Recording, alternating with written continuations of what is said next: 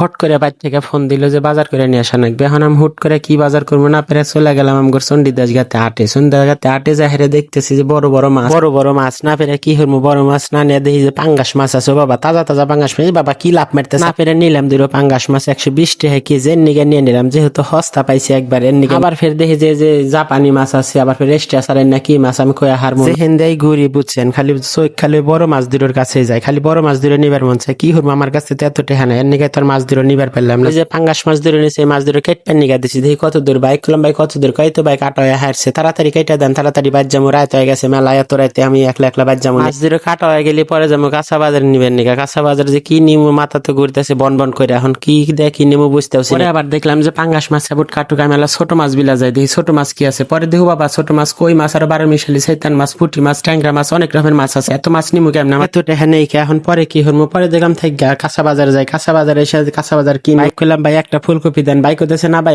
হস্তা একবারে 2 ফুলকপি নিয়ে যান। পরে আমার কি হবো, পরে 2 ফুলকপি নিয়ে পরে ড্যাং করতে বাড়ি বিলা চলে এলাম। ভিডিও যদি আপনার কাছে ভালো থাকে অবশ্যই কমেন্টে বলবেন, পরবর্তী আবার ভিডিও পাইবেন।